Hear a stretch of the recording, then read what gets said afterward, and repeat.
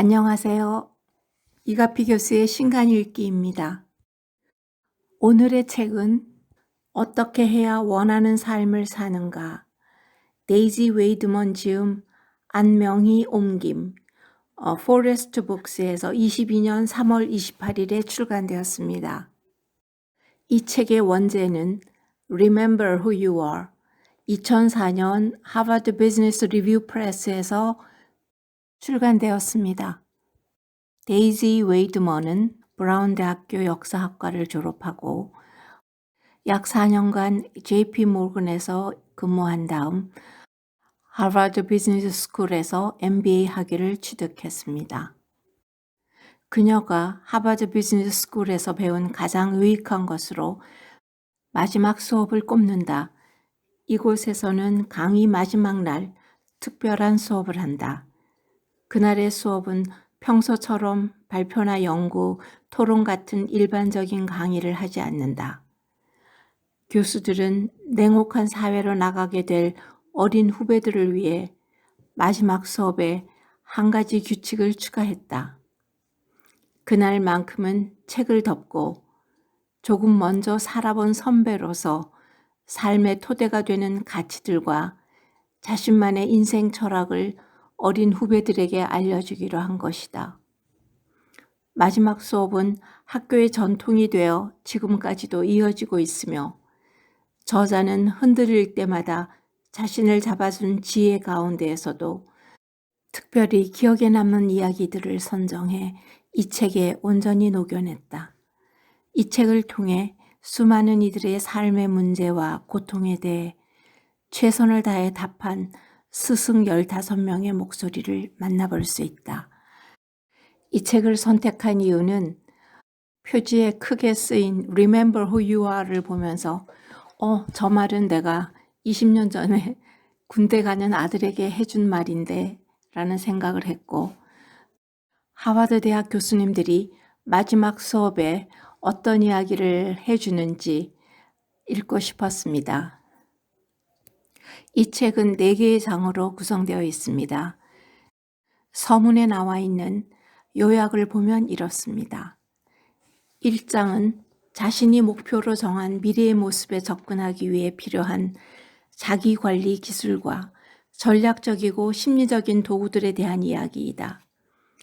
데이비드 벨 교수님은 두려움 없이 모험을 감행하는 법을 동창회라는 아주 적절한 비유를 통해 가르쳐주며, 스티븐 코프먼 교수님은 모든 사람이 승진할 때 빠지기 쉬운 함정에 대해 들려준다.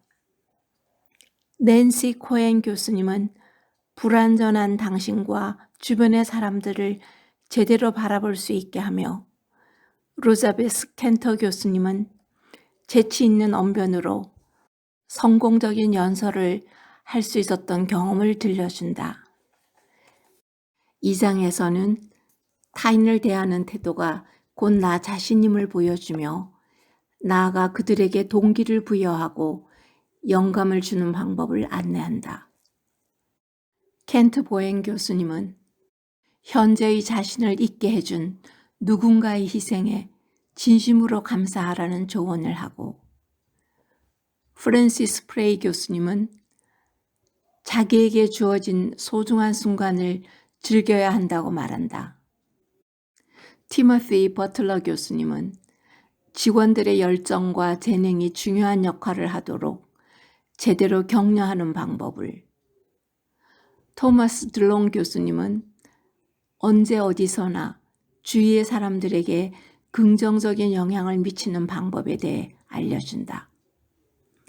3장은 자기 자신의 모습을 올바르게 바라보는 방법에 대해 이야기하고 있다. 자이쿠마르 교수님은 진정한 행운이란 무엇이며 왜 당신이 자기의 인생을 즐기고 축하해야 하는지 그 이유를 설명한다. 제프리 레이포트 교수님은 학생 시절의 익살스러운 일화를 통해 혼란과 의심으로 어지러운 순간에 확신을 찾을 수 있게 도와준다.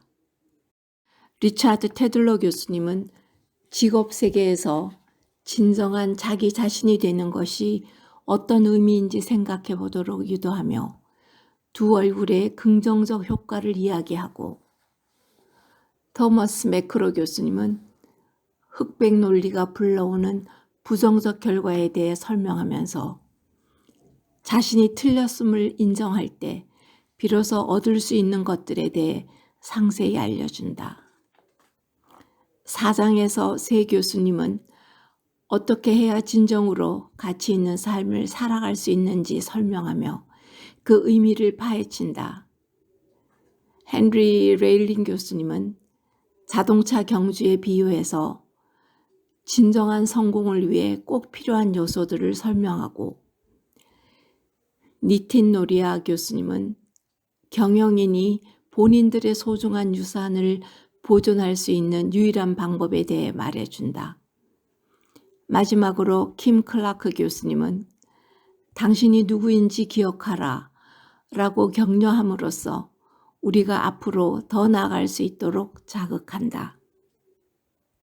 저는 개인적으로는 9번째 이야기, 실패해서 배우는 방법, 그리고 15번째 이야기, 무엇을 하든 진짜 당신이 되어라 라는 두 개의 글이 매우 인상적이었습니다. 그러면 이 두 가지 글을 조금씩 나눠 보겠습니다. 9번째 이야기, 실패해서 배우는 방법을 쓴 자이 쿠마르 교수를 이렇게 소개하고 있습니다. 등산이 천직인 산업공학 분야의 전문가, 하버드 경영대학의 교수로 부임한 이래 언제나 편안한 수업 분위기로 학생들을 맞이했다. 53세의 나이로 천직을 수행하던 중 에콰도르에서 자연사했다. 이 이야기는 이렇게 시작합니다. 나는 늘 산에 오르는 것을 좋아했다. 고국인 인도에서 살았던 어린 시절에도 종종 첸나이에 있는 집을 떠나 열정을 불태우기 위해 북쪽으로 향하곤 했다. 등산은 나의 천직이었다. 대학생이 되어서도 1년에 거의 4개월은 내가 천직이라고 부르는 일을 하는데 시간을 보냈고, 나머지 8개월은 공학도로 살았다. 등산 실력이 점점 향상되는 것이 느껴졌으며 이윽고 세계에서 가장 높은 고원이자 인도의 경계를 이루고 있는 히말라야 산맥을 오르고 싶었다. 벌써 수십 년도 더 지난 그때 나는 히말라야 산에서 특별한 경험을 했다. 그것은 나의 삶을 위협했고 또한 변화시켰으며 특권과 책임의 관계를 기반으로 새로운 가치관이 형성되었고 나를 완전히 새로운 인생으로 이끌었다. 몇십 년 전 어느 여름날 나는 등산 동호회에서 만난 매우 친했던 한 친구와 해발 7,300m 높이의 히말라야산 정상에 서 있었다. 그때는 오후 4시였고 어느덧 해가 산봉우리를 넘어갈 무렵이 되어 장관을 만끽할 시간은 많이 남지 않은 상황이었다. 앞서 우리의 등반은 새벽 2시에 고지대 캠프를 출발하면서 시작되었고 길은 예상보다 더 험했다. 원래는 정상에 도착하지 못하더라도 밤이 되기 전에 안전하게 캠프로 돌아오려는 계획을 세웠고 일단 오후 1시가 되면 산을 내려오기로 정했다. 그런데 막상 1시가 되자 앞으로 또 며칠을 기다려 정상에 다시 도전해야 된다고 생각하니 영 마음이 내키지 않았다. 우리는 둘 다 젊고 건강하며 숙련된 등반가라는 자신감 하나로 끝까지 가보기로 했다. 그에 대한 보상으로 우리는 산 정상에 서서 아래를 들여다보는 영광을 누릴 수 있었다. 그러나 곧 시간이 얼마 남지 않았음을 깨달았고 서둘러 하산을 준비했다. 점점 희미해지는 빛 속에서 아이스픽을 두드려 땅을 확인하면서 조심스레 움직였다. 내려오는 길은 특히 위험한 산등성이를 따라 나 있었는데 표면에는 바람으로 인해 코니스가 형성되어 있었다. 코니스란 벼랑 끝에 얼어붙어 매달려 있는 눈과 얼음층을 말한다.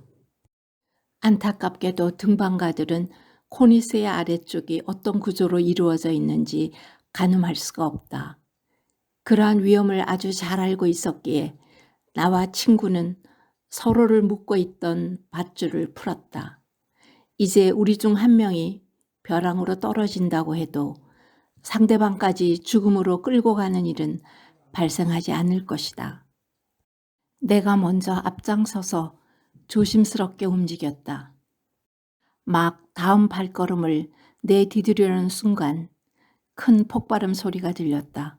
우리는 본능적으로 서로 다른 방향으로 각각 몸을 날렸고 코니스는 산산이 부서져 아래로 떨어졌다.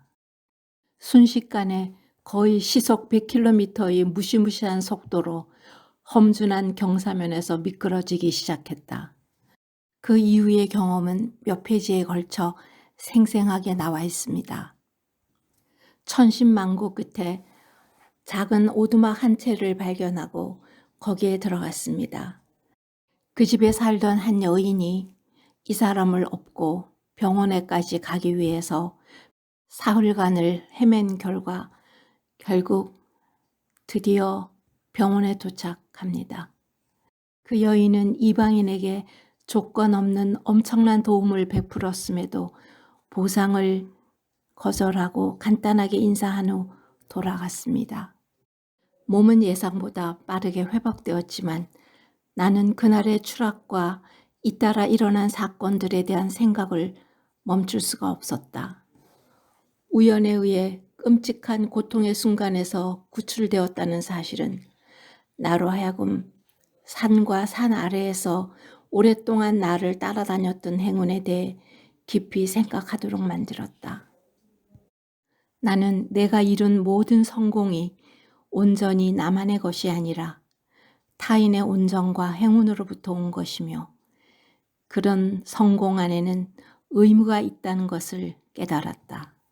그 순간 내가 잠시 머물렀던 그 여인이 살던 마을이 다른 마을로부터 많이 떨어져 있고 편의시설도 거의 없었다는 사실이 생각나면서 좋은 아이디어가 떠올랐다. 바로 마을에 학교를 짓는 것이다.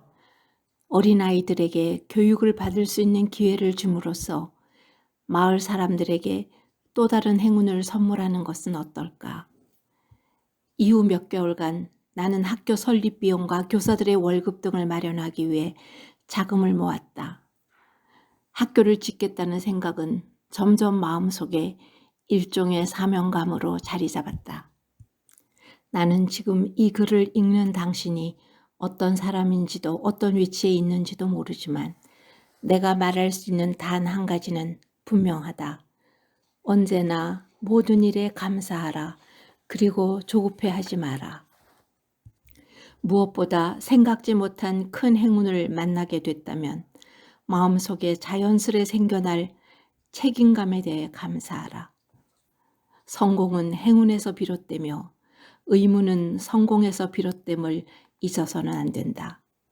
언젠가 타인에게 행운을 선물한다면 당신은 인생에서 가장 높은 봉우리에 오르게 될 것이다. 15번째 이야기를 쓴 킴 B. 클라크 교수는 이렇게 소개되어 있습니다. 경제학 학사, 석사, 박사학위를 모두 하버드 대학에서 취득한 경영학자로서 잔잔하면서도 단호한 어조로 학생들을 뚫어지게 바라보며 자신의 확신을 전달한다. 클라크 교수는 부모님이 남겨둔 메시지들은 오늘도 나를 바른 길로 안내한다고 쓰고 있습니다. 그리고 맨 마지막에 언제나 당신이 누구인지 기억하라. 그리고 말을 타고 아주 높은 곳으로 올라가라.